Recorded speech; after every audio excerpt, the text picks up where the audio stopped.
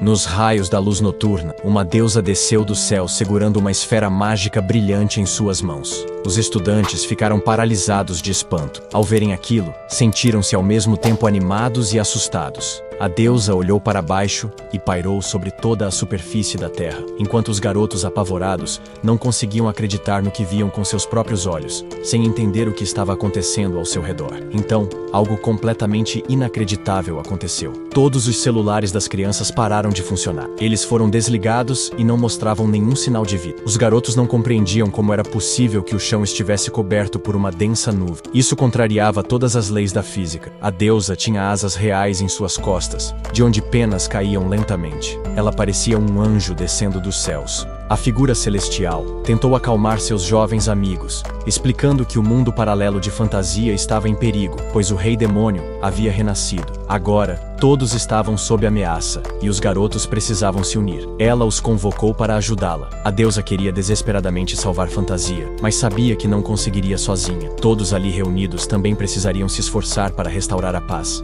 Os jovens ficaram extremamente surpresos, e ao mesmo tempo, encantados ao descobrir que o mundo paralelo realmente existia e que poderiam acabar indo para lá. Eles precisariam esperar um pouco, e então se encontrariam em um incrível templo, branco como a neve. Um fiel guardião da deusa deveria guiá-los até esse templo. Há muito tempo, esse guardião rezava mentalmente, voltando-se para seus patronos e cumprindo todas as suas ordens. A deusa lhes daria apoio, ajudando-os moral e fisicamente. Eles não estariam sozinhos em suas dificuldades e poderiam se adaptar ao novo mundo. Foi então que um dos estudantes levantou a mão. Ele queria perguntar algo à etérea beleza. Ela não se opôs a responder qualquer pergunta que eles tivessem. Hanu perguntou se ali funcionava como em um jogo, com diferentes níveis, batalhas incríveis contra monstros e janelas de habilidades. A deusa acenou afirmativamente. Isso deixou Ocon incrivelmente feliz, mas ele e seu colega de classe também tinham uma dúvida. Se esse mundo era como um romance de fantasia, haveria príncipes e dragões? A figura celestial respondeu que sim, que isso também existia ali. Ao ouvirem isso, uma das garotas pensou que as aventuras naquele lugar realmente pareciam empolgantes. Outros colegas também tinham muitas perguntas. A deusa os ouviu pacientemente e permitiu que todos perguntassem o que desejassem. Troy quis saber se, caso um deles se tornasse o mais forte, corajoso e destemido na luta, ele seria considerado um herói. No entanto, a deusa respondeu que todos os participantes da batalha contribuiriam para o resultado final, e por isso, todos poderiam ser considerados heróis. Com uma condição: as forças de cada um seriam diferentes, e isso faria muita diferença. Para se tornarem heróis, precisariam ganhar reconhecimento e o patrocínio dos deuses de fantasia. Essa ideia realmente cativou Choi Goma, que ficou inspirado com essa possibilidade. A deusa percebeu que ele era bastante confiante, corajoso e destemido, e gostou muito disso. Outros membros do grupo notaram que a beleza celestial tratava Choi Gangman de maneira diferente dos demais, destacando-o significativamente. Então, Yubora também decidiu esclarecer algumas coisas com a deusa.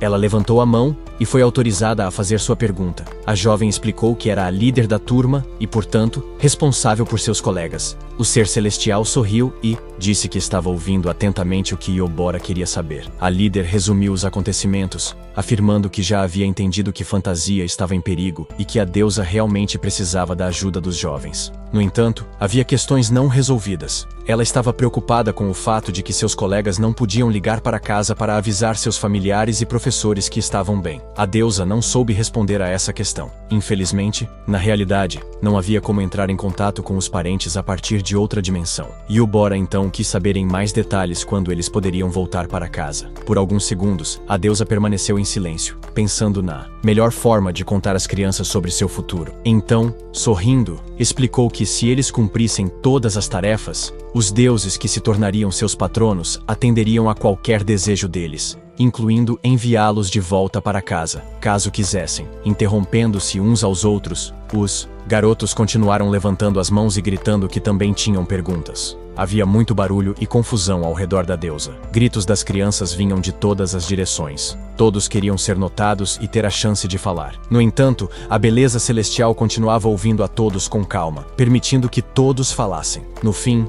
os garotos descobriram tudo o que queriam saber. Houve uma pausa, e ninguém mais parecia ter perguntas. exceto Kang Han, que permaneceu, em silêncio, distante do grupo. Ele não gostava daquela agitação nem da ideia de estar longe de casa, lutando contra inimigos poderosos. Reunindo coragem, o garoto finalmente levantou a mão e pediu para falar com a deusa. Ela graciosamente permitiu que ele se expressasse e disse que o estava ouvindo atentamente. Mas Kang Han não queria fazer perguntas. Ele apenas pediu para ser enviado de volta à Terra. A deusa ficou visivelmente desapontada. Ela abaixou os olhos, pensativa, mas logo voltou a sorrir. Ela disse que já havia explicado tudo o que precisava. Havia uma missão a ser cumprida, e para isso, os deuses atenderiam qualquer desejo dos jovens. Mas Kang Han não gostou dessa resposta. Ele não queria o título de herói, nem desejava arriscar sua vida. Tudo o que queria era voltar para casa, para sua terra natal. No entanto, a deusa não demonstrava pressa em continuar aquele diálogo, o que fez Kang Han perceber que ela não era capaz de atender ao seu pedido. Depois de um tempo, a beleza celestial respondeu que tudo era possível, mas antes de conceder seu desejo, perguntou ao jovem: "O mundo, do qual depende tanta coisa, está agora em grande perigo. Então,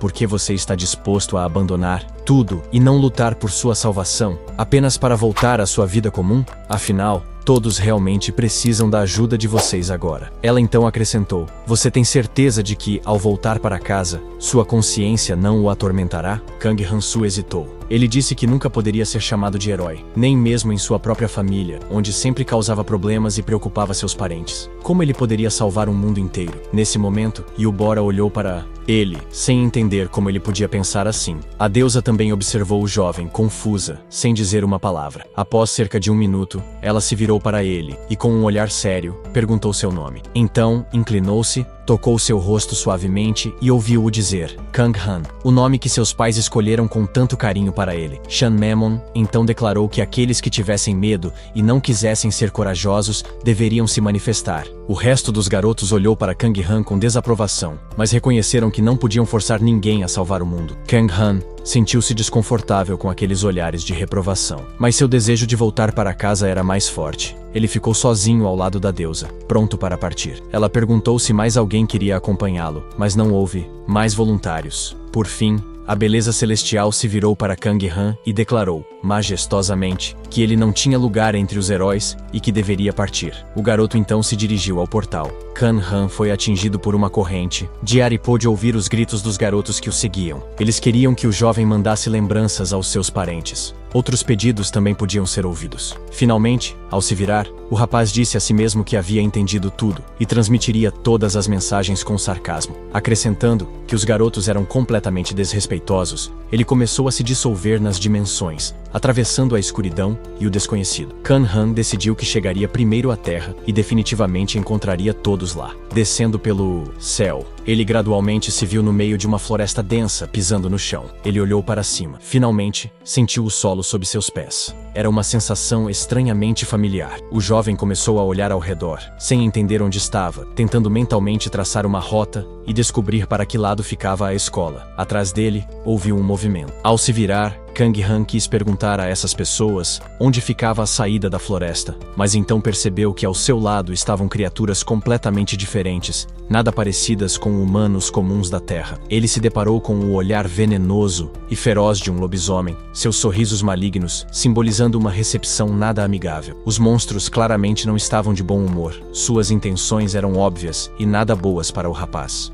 Uma criatura maligna de olhar vazio, que lembrava vagamente um elfo, avançou em direção a Kang Han. O garoto ficou apavorado com aquelas criaturas. Ele congelou, sem saber se deveria fugir ou tentar se defender em combate. Enquanto isso, os monstros grunhiam maldições contra a deusa, claramente não a mencionando com boas intenções. No momento seguinte, eles se lançaram sobre o jovem. Pelo aspecto deles, era evidente que estavam terrivelmente famintos e prontos para devorá-lo imediatamente. Ele correu com todas as suas forças, sem olhar para trás. Do alto, a magnífica cidade sagrada de Proa era visível. Um feixe luminoso se aproximava da cidade, descendo cada vez mais rápido. A cúpula brilhante se conectou ao enorme e majestoso templo localizado na cidade. Todos os jovens heróis corajosos haviam se reunido naquele fluxo de energia. Ao descerem ao chão, começaram a abrir os olhos lentamente, pois, Durante a viagem não conseguiam enxergar o que acontecia ao redor. Eles ouviram uma voz amigável os cumprimentando. Os jovens amigos foram recebidos por uma pessoa de confiança da deusa, que os aguardava ansiosamente e estava feliz que finalmente tivessem chegado. Os garotos olharam fixamente para as pessoas que estavam reunidas ali, pois ao lado da pessoa,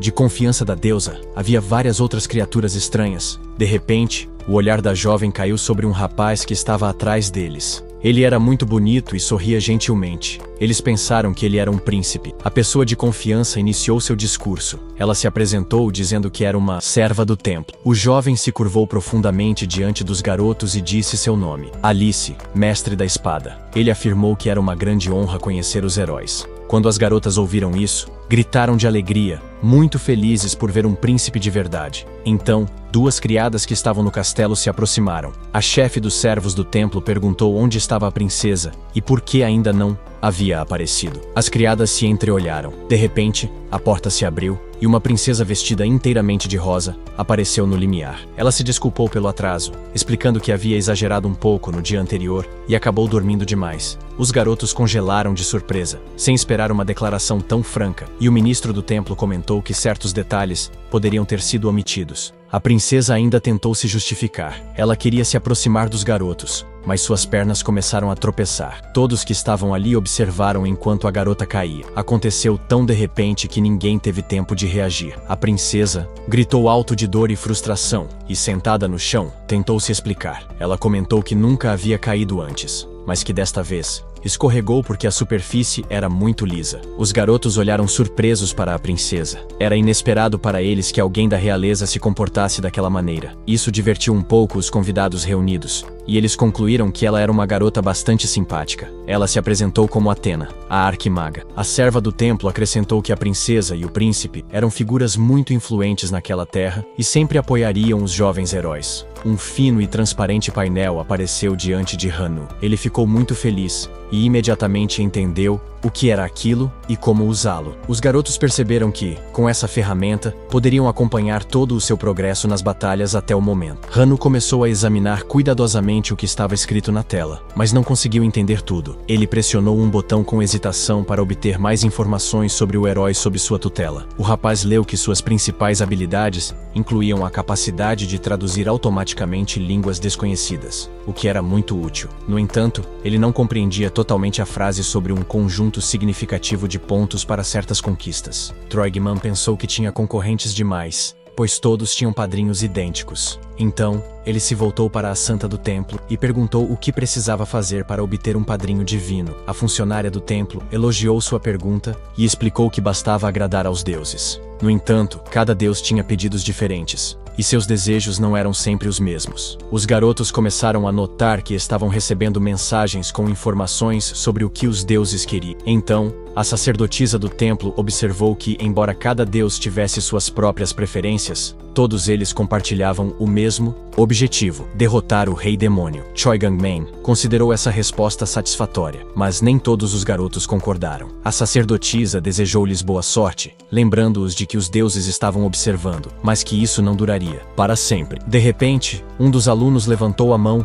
e perguntou o que aconteceria com aqueles que não conseguissem a aprovação dos deuses. A santa respondeu friamente que não se preocupava nem um pouco com esse tipo de lixo. Os garotos se entreolharam. Eles realmente não gostaram dessa resposta, mas não havia mais como voltar atrás. 4 deles eram os mais corajosos. Eles esperavam ansiosamente por aventuras incríveis e estavam prontos para lutar pela segurança e pela fantasia. Enquanto isso, na floresta densa, o som da respiração ofegante e dos passos rápidos de Kang Han-su correndo podia ser ouvido. Ele disparava o mais rápido que podia, sem olhar para trás, fugindo das criaturas malignas, esperando que pudesse se esconder e não ser alcançado. Mas ele tropeçou em algo e caiu no chão de maneira inesperada. Tentando se levantar, agarrou-se ao tronco grosso de uma árvore próxima. Ele havia ferido gravemente a perna. A dor era terrível, e ele se arrependeu de não ter feito mais exercícios, pois poderia ter corrido mais rápido. De repente, um forte fluxo de ar se aproximou. Por um triz, o jovem conseguiu saltar para trás a tempo. Quando a névoa se dissipou, Kang Han-su viu que se tratava de uma enorme lança com uma ponta de metal assustadora. Ao se virar,